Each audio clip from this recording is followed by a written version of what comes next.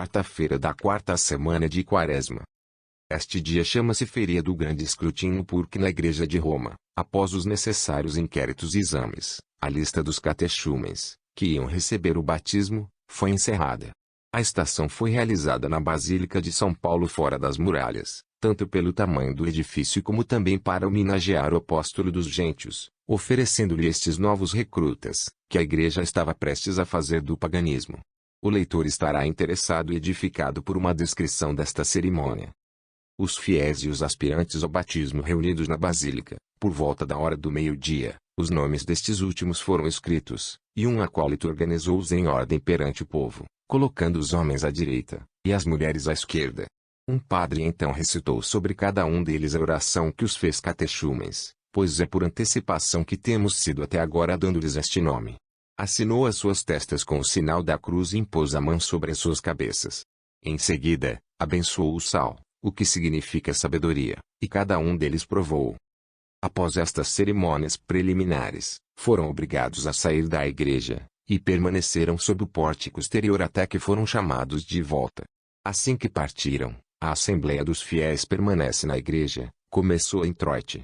É tirada das palavras do profeta Ezequiel, em que Deus nos diz que reunirá os seus eleitos de todas as nações, e derramará sobre eles uma água limpa que os limpará dos seus pecados. Os acólitos leram então os nomes dos catechumens, e foram trazidos para a igreja pelo porteiro. Foram arranjados como antes, e os patrocinadores estavam perto deles. O pontífice cantou então colecionador, após o que, na intimação dada pelo diácono, cada patrocinador fez o sinal da cruz na testa do catechumen, por quem ele ou ela era responsável. Seguiram-se acólitos e pronunciaram os exorcismos sobre cada um dos eleitos, começando pelos homens. Um lector leu a lição do profeta Ezequiel, que damos no seu devido lugar. Foi seguido por um gradual, composto por estas palavras de Davi. Venha, crianças, ouvir para mim, vou ensinar-te o medo do Senhor. Venha a ele, e seja iluminado, e seu rosto não deve ser confundido. Na coleção, que se seguiu a esta lição, a igreja rezou para que os fiéis pudessem receber os frutos do seu quaresma rápido, e imediatamente, uma segunda lição foi lida, a partir do profeta Isaías, em que é prevista a remissão dos pecados a conceder àqueles que serão purificados no misterioso laver do batismo. Um segundo gradual deu estas palavras do psalmista real. Abençoado é a nação cujo Deus é o Senhor, as pessoas que ele tem escolhido para a sua herança. Durante a leitura destas duas lições, e os cânticos dos dois graduaus, a misteriosa cerimônia de abertura dos ouvidos estava a ser atravessada. Os sacerdotes foram a cada catechumen, e tocaram-lhe nos ouvidos, disse, Epeta, isto é, tu abriste. Este rito, que foi imitando o que o nosso Salvador fez ao surdo e burro mencionado no Evangelho Marcos 7:32-34, destinava-se a preparar os catechumens para receber a revelação dos mistérios que, até então, só lhes tinham sido mostrados sob o véu da alegoria. A primeira iniciação feita a eles foi sobre os evangelhos sagrados. Assim que o segundo gradual foi terminado, foram vistos vindos do secretário, precedidos por luzes e incenso, 4 diáconos, cada um deles carregando um dos 4 evangelhos. Eles avançaram em direção ao santuário, e colocaram o volume sagrado no altar, um em cada canto. O bispo, ou se ele desejava, um padre, dirigiu aos catechumens a seguinte elocução, que encontramos ainda no Sacramental Gelasiano. Estar prestes a abrir-vos os evangelhos, isto é, a história dos atos de Deus, cabe-nos, em primeiro lugar, a nós, queridas crianças, dizer-vos o que são os evangelhos, de onde vêm, estas palavras que contêm, porque são 4 em números, e que as escreveram, em muta, que são os 4 homens que foram anunciados pelo Espírito Santo, e previsto pelo profeta. A menos que lhes expressemos estes vários detalhes, devemos deixar as vossas mentes confusas, e considerando que vieram hoje que os vossos ouvidos podem ser abertos, seria impróprio para nós começar por desconcertar as vossas mentes. O Evangelho significa literalmente boas notícias, porque nos diz de Jesus Cristo, nosso Senhor. O Evangelho veio dele, para proclamar e mostrar que ele, que falou pelos profetas, está agora em carne e osso, como está escrito, eu próprio que falei, Lu. Estou aqui. Tendo brevemente para explicar-lhe o que é o Evangelho, e que são os 4 homens previstos pelo profeta, agora damos-lhe os seus nomes, seguindo a ordem das figuras, sob as quais são designados. O profeta Ezequiel diz: e quanto à semelhança dos seus rostos, havia o rosto de um homem e a cara de um leão no lado direito de todos os quatro, e a face de um boi no lado esquerdo de todos os quatro, e a face de uma águia sobre todos os quatro. Estas quatro figuras são, como sabemos, as dos evangelistas, cujos nomes são Mateus, Marcos, Lucas e João. Após este discurso, um diácono, subindo o ambo, dirigiu-se assim aos catechumens: cale-se, ouça atentamente. Então, abrindo o Evangelho de São Mateus, que ele já tinha tirado do altar, leu o início, até o 21º verso. Estes versos foram lidos. Um padre falou da seguinte forma: crianças queridamente amadas, queremos mantê-lo não mais em suspense, portanto, expomos-lhe a figura de cada evangelista.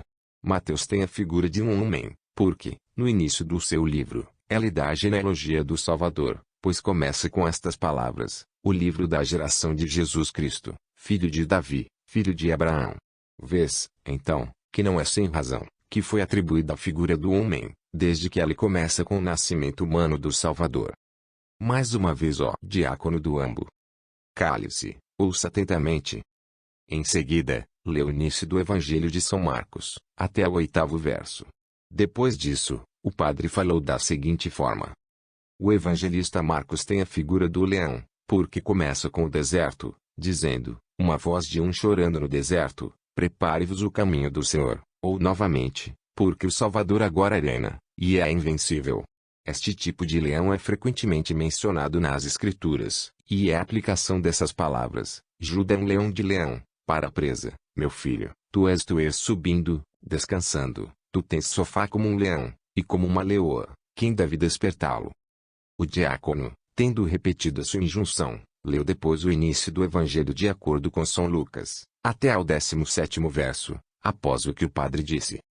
O evangelista Lucas tem a figura do boi, que nos diz que o Salvador foi oferecido em sacrifício.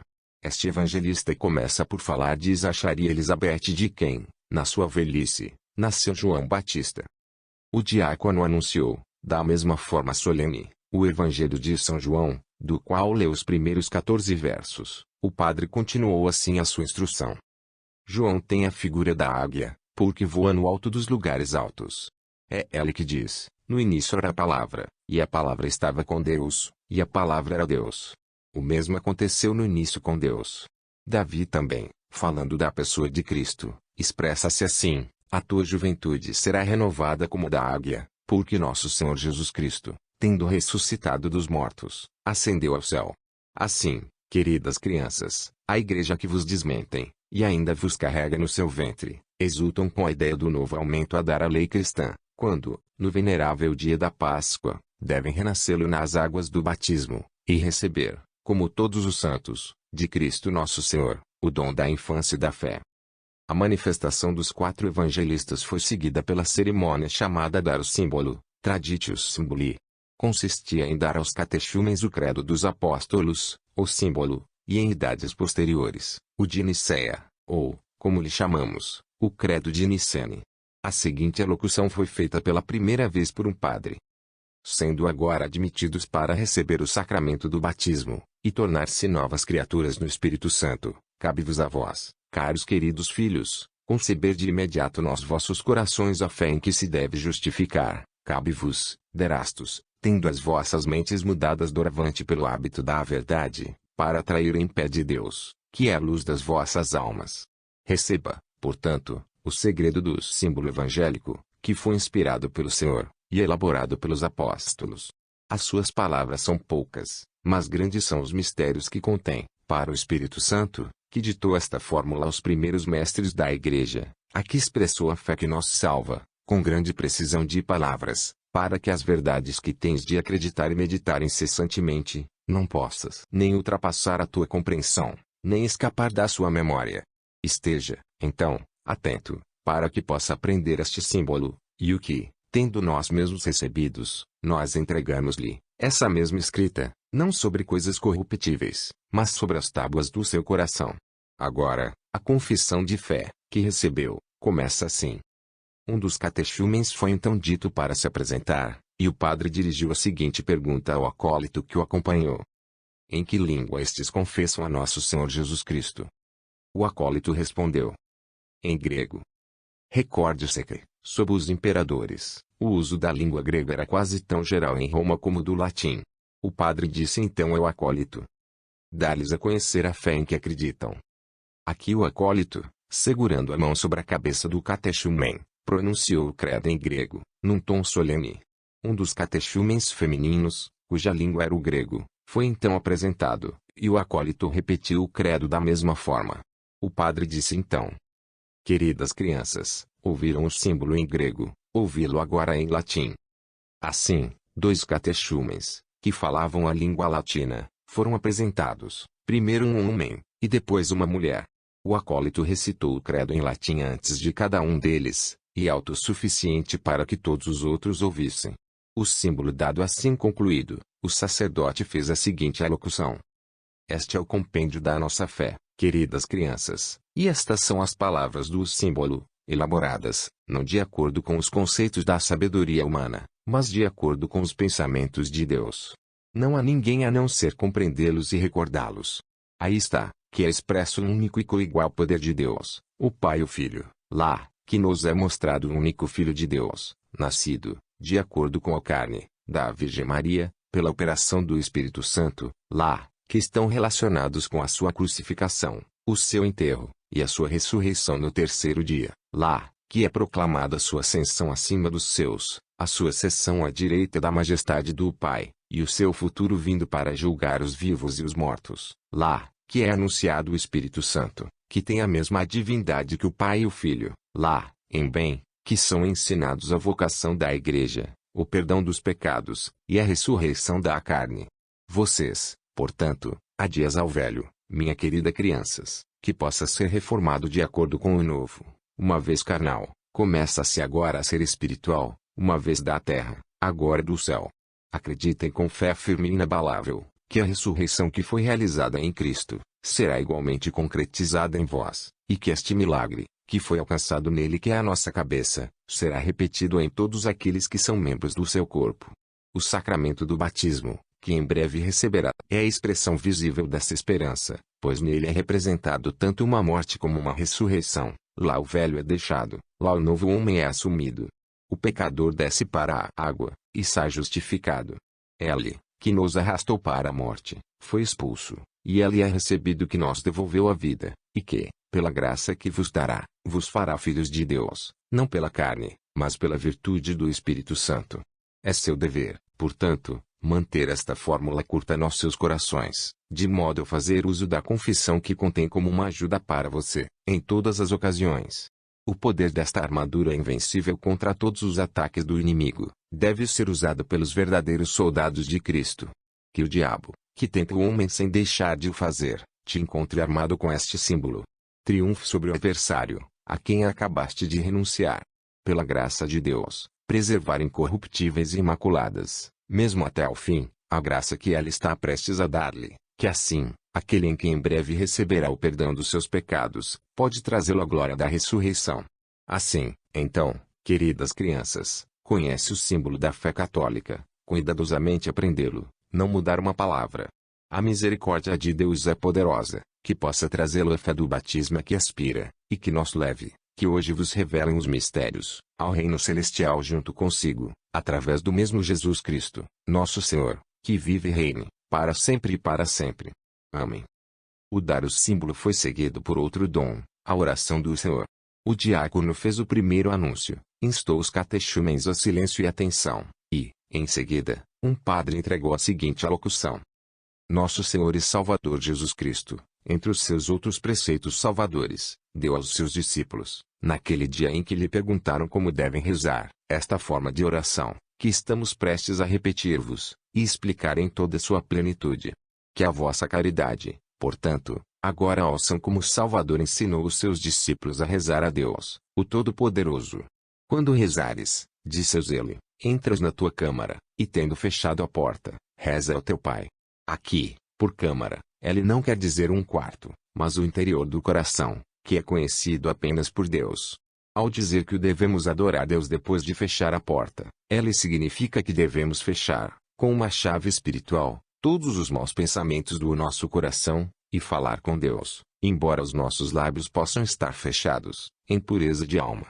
O que o nosso Deus ouve não é o som das nossas palavras, mas a nossa fé. Que o nosso coração, então, seja fechado, com a chave da fé, contra o ofício do inimigo, que não seja aberto salvo a esse Deus cujo templo conhecemos, e o Senhor, habitando assim no nosso coração, será propício e considerar as nossas orações. A oração ensinada pela palavra, a sabedoria de Deus, Cristo nosso Senhor, é esta.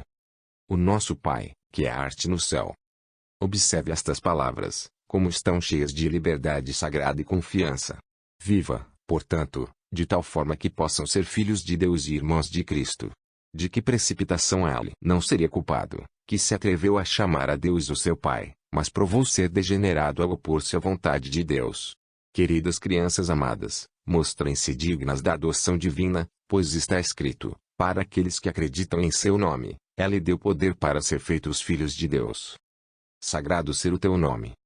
Não é que Deus, que é sempre santo, precise que ele seja sagrado por nós, mas o que aqui pedimos, é que o seu nome seja santificado em nós, para que nós, que fomos sagrados pelo batismo que nos deu, possamos perseverar no novo ser que recebemos dele. O teu reino vem. Nosso Deus, cujo reino é para sempre, nem sempre irena.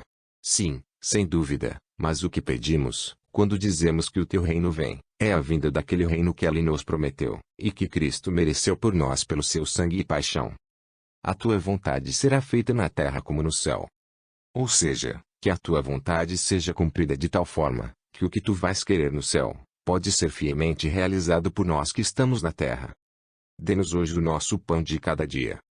Queremos dizer com isso a nossa comida espiritual, pois Cristo é o nosso pão, como ele disse, eu sou o pão vivo que desceu do céu.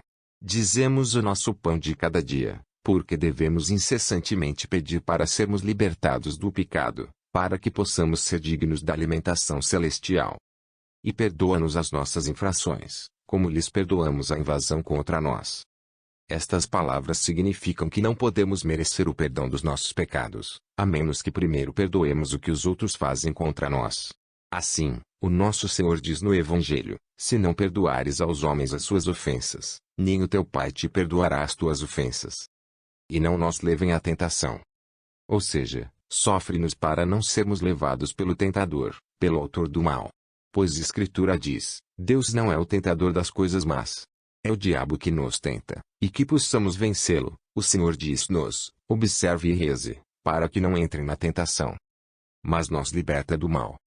Estas palavras referem-se ao que é dito pelo apóstolo, não sabemos pelo que devemos rezar. Devemos suplicar ao único e omnipotente Deus, que os males que não podemos evitar por causa da fraqueza humana, podemos evitar em virtude dessa ajuda que nos será concedida misericordiosamente por nosso Senhor Jesus Cristo, que, sendo Deus, vive e reina na unidade do Espírito Santo, para sempre e sempre. Depois desta locução, o diácono disse: observe a ordem e o silêncio, e dê um ouvido atento. O padre continuou então, nestas palavras. Acabaram de ouvir, caros e amados filhos, os mistérios da oração do Senhor. Vejam, portanto, que as fixam nos vossos corações, entrando e saindo, para que possam tornar-se perfeitas, pedindo e recebendo a misericórdia de Deus. O Senhor nosso Deus está próximo, e irá levá-lo, que está a caminho da fé, para o laver da água da regeneração. Que ela lhe conceda misericordiosamente que nós, que vos entregamos os mistérios da fé católica, possamos ser trazidos, juntos consigo, ao reino dos céus, que vivam e reinem com Deus o Pai, na unidade do Espírito Santo, para sempre e para sempre. Após o Evangelho, em que foi relacionada a cura do homem que nasceu cego, o diácono, como sempre, ordenou a todos os catechumens que deixassem a igreja. Foram retirados pelos seus patrocinadores, mas estes voltaram, a fim de ajudar na missa com o resto dos fiéis. No ofereci, eles subiram ao altar, e deram os nomes dos seus filhos espirituais, que nomes, como também os dos próprios patrocinadores, foram lidos pelo bispo no cônego. Perto do final da missa, os catechumens foram trazidos de volta à igreja e foi-lhes dito em que dia se apresentarão para exame sobre o símbolo e a outra instrução que receberam nesse dia. A cerimônia imponente, que por isso descrevemos brevemente, não se limitou até hoje, repetiu-se sempre que era necessário, isto é, de acordo com o número dos catechumens, e o tempo necessário para obter informações sobre a sua conduta e a preparação que estavam a preparar para o batismo. Na Igreja de Roma, estes escrutinados foram realizados 7 vezes, como já referimos, mas o final de hoje foi o mais numeroso e solene. Cada um dos 7 terminou com a cerimônia que temos vindo a descrever. Recolher. Ó Deus, que dá aos justos a recompensa das suas boas obras, e ao jejum, perdão aos pecadores, tenha piedade dos teus supos, que o reconhecimento da nossa culpa possa nos obter a remissão dos nossos pecados. Através de Cristo, nosso Senhor. Amém. Primeira Epístola. Lição do profeta Ezequiel 36, 23 a 28. Assim, sai tu, Senhor Deus, santificarei o meu grande nome, que foi profanado entre os gentios, que profanaram no meio deles, que os gentios possam saber que eu sou o Senhor. Sai tu, Senhor dos anfitriões, quando serei santificado perante vós diante dos seus olhos. Porque vou levá-lo de entre os gentios, e reuni-vos de todos os países, e trarei-vos para a vossa própria terra. E derramarei em cima de ti água limpa, e serás purificado de toda a tua imundície, e eu vou purificar-te de todos os teus ídolos. E eu te darei um novo coração, e colocarei um novo espírito dentro de ti, e tirarei o coração pedregoso da tua carne, e darei-te um coração de carne. E colocarei o meu espírito no meio de ti, e farei com que andes nos meus mandamentos, e mantenhas os meus julgamentos, e faças-os. E tu habitarás na terra que dei aos teus pais, e serás o meu povo, e eu serei o teu Deus. Sai tu Todo-Poderoso. Estas magníficas promessas, que serão cumpridas a favor do povo judeu, assim que a justiça de Deus tiver sido satisfeita, devem ser concretizadas, em primeiro lugar nos nossos catechumens. Estes são eles que foram reunidos de todos os países do mundo gentil, para que possam ser trazidos para a sua própria terra, a Igreja. Daqui a alguns dias, e serão derramadas sobre eles essa água limpa que as limpará de todos os profícios da sua idolatria passada, receberão um novo coração, e um novo espírito, serão o povo de Deus para sempre. Segunda Epístola. Lição do profeta Isaías 16 a 19. Assim, sai-te Lord God, lavar-se, ser limpo, tirar o mal dos seus dispositivos dos meus olhos, deixar de fazer perversamente, aprender a fazer bem, procurar julgamento, aliviar os oprimidos, julgar pelos sem pai, defender a viúva.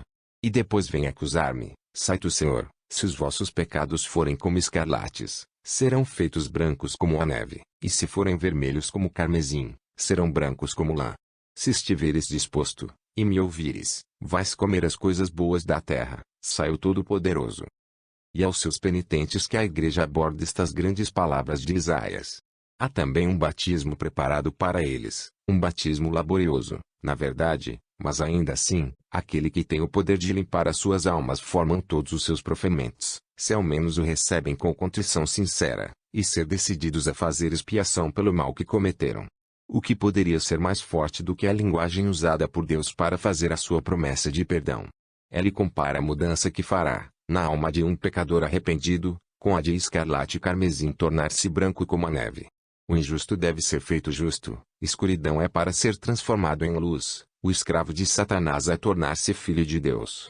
Vamos regozijar-nos com a nossa Mãe feliz, a Santa Igreja, e redobrando o fervor da nossa oração e penitência, vamos induzir o nosso Senhor a conceder que na grande festa da Páscoa, o número de conversões pode superar as nossas esperanças. Evangelho. Sequela do Santo Evangelho segundo João 9, 1 a 38. Nessa altura, Jesus passando, viu um homem que estava cego desde o seu nascimento, e os seus discípulos perguntaram-lhe, Rabino, que pecou, este homem, ou seus pais, que ele devia nascer cego?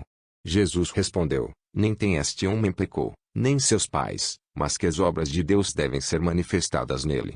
Tenho de trabalhar nas obras dele que me enviaram, enquanto é dia, a noite chega quando nenhum homem pode trabalhar. Enquanto estiver no mundo, sou a luz do mundo. Quando ele disse estas coisas, ele cuspiu no chão, fez a argila da saliva, e espalhou a argila sobre os seus olhos, e disse-lhe, vai, lava-te na piscina de Siloé, que é interpretada, enviada. Seguiu o seu caminho, portanto, e lavou-se, e veio ver. Os vizinhos, portanto, e aqueles que o tinham visto antes, que ele era um mendigo, disseram, não era ele que se sentava e implorava. Alguns diziam, este é ele, mas outros disseram, não, Mas ele é como ele. Mas ele disse, eu sou ele. Disseram-lhe, portanto, como se abriram os teus olhos?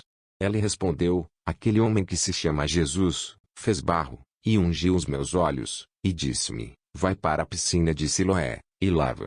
E fui, lavei-me e vi. E disseram-lhe, onde está? Sai-te, eu não sei. Trazem-no que tinha sido cego para os fariseus.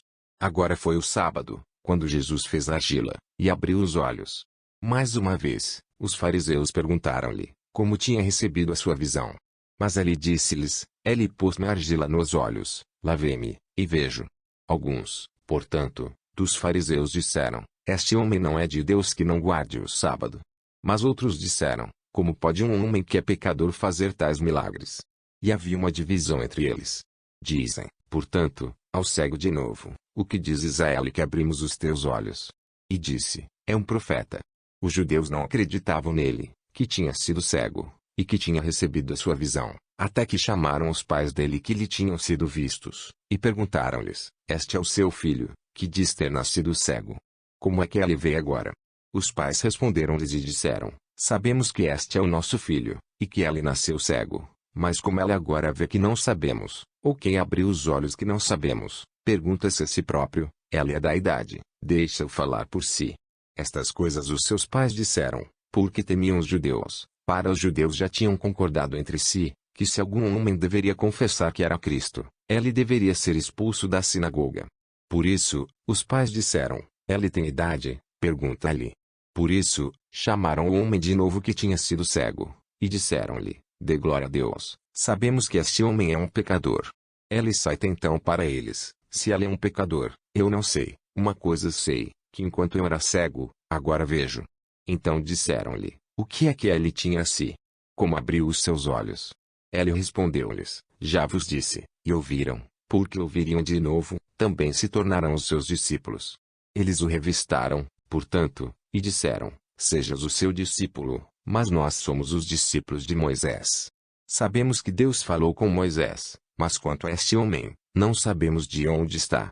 O homem respondeu-lhes e disse-lhes, porque que aqui é uma coisa maravilhosa, que não sabes de onde ela está, e ela abriu-me os olhos. Agora sabemos que Deus não ouve pecadores, mas se um homem é um servidor de Deus, e faz a sua vontade, ele ouve. Desde o início do mundo que não se ouve dizer que qualquer homem abriu os olhos de um cego nascido. A menos que este homem fosse de Deus, não podia fazer nada. Eles responderam e disseram-lhe, tu não nasceste inteiramente em pecados, e tu ensinas-nos. E expulsaram o número. Jesus ouviu que o expulsaram, e quando o encontrou, disse-lhe, tu acreditas no Filho de Deus? Ele respondeu e disse, quem é ele, Senhor, que eu possa acreditar nele? E Jesus disse-lhe, tu dois o viste, e é ele que fala contigo. E ele disse, acredito, Senhor. Aqui, todos ajoelhados, e ao cair, adorava-o. Nos primeiros da igreja, o batismo era frequentemente chamado de iluminação, porque este sacramento confere a fé sobrenatural, onde o homem é iluminado com a luz divina. Foi por esta conta que se leu, neste dia, a história da cura do homem nascido cego, pois é a figura do homem ser iluminado por Cristo. Este tema é frequentemente recebido nas pinturas nas catacumbas, e nos relevos básicos dos antigos monumentos cristãos. Todos nascemos cegos. Jesus, pelo mistério da sua encarnação, figurado por esta argila que representa a nossa carne, mereceu para nós o dom da visão, mas para que possamos recebê-lo, devemos ir para a piscina dele que é divinamente enviado, e devemos ser lavados na água do batismo. Então seremos iluminados com a luz de Deus, e a escuridão da razão desaparecerá.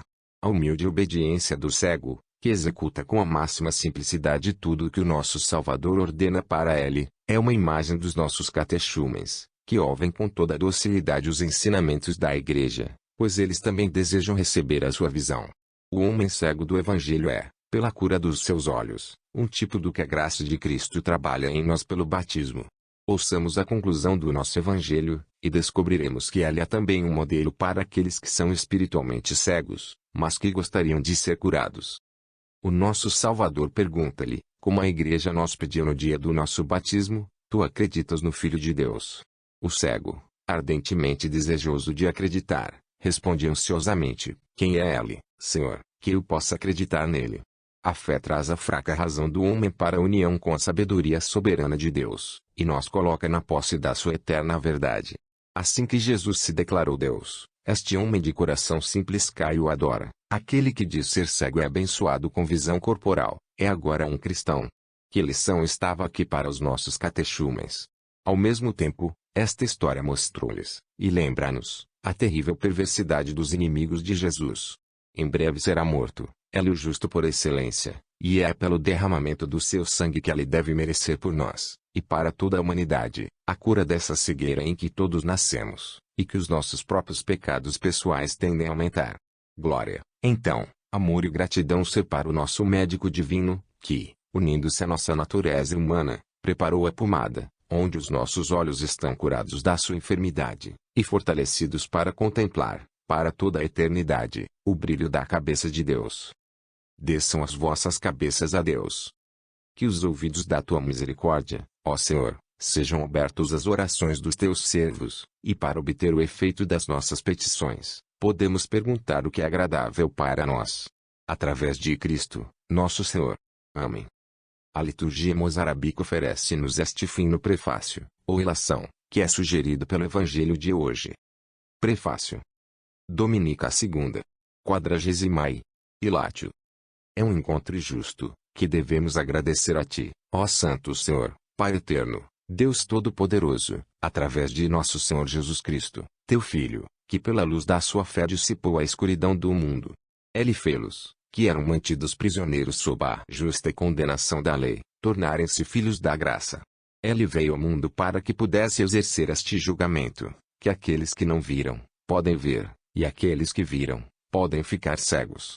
Assim, aqueles que se confessaram estar na escuridão do erro, eram para receber a luz eterna, através da qual seriam entregues da escuridão dos seus pecados, e eles que se orgulhavam dos seus méritos, e pareciam ter a luz da justiça, eram por um julgamento justo para serem envoltos na sua própria escuridão, foram exaltados no seu orgulho, eles confiaram na sua própria justiça, eles não procuraram um médico que poderia curá-los, pois eles poderiam ter entrado por Jesus, que se auto-intitula a porta onde vamos para o Pai. Estes homens, portanto, por uma mente perversa nos seus próprios méritos, foram deixados na sua cegueira. Nós, portanto, humildemente vir antes de Te, presumimos não nos nossos méritos, mas aqui antes do Teu altar, ó Santo Padre, confessamos as nossas feridas, e a escuridão dos nossos erros, e as coisas escondidas da nossa consciência. Grande, suplicamos-te que possamos encontrar a cura para as nossas feridas, luz eterna para a nossa escuridão, inocência impecável para a nossa consciência. Com todos os nossos corações desejamos ver o seu rosto, mas somos impedidos pela nossa escuridão habitual que nos cega. Nós olharíamos para o céu, mas não podemos, pois estamos cegos pela escuridão dos nossos pecados. Nem nós, pela santidade da vida, chegamos perto daqueles que, por causa das suas virtudes sublimes, são chamados de céus. Venha, então, Jesus, para nós que estão rezando no seu templo.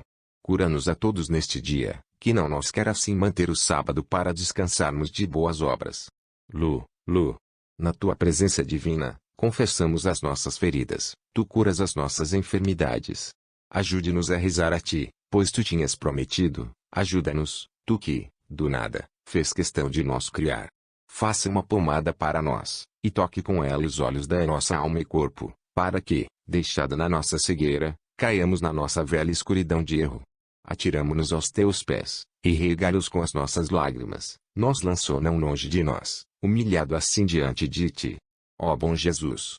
Tu que fizeste humildemente vir sobre a nossa terra, sofrer-nos para ficar perto de ti e pisar os teus passos.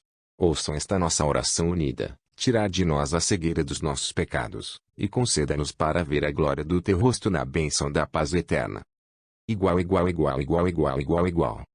Este texto é retirado do ano litúrgico, da autoria de Dom Próspero Gueranger.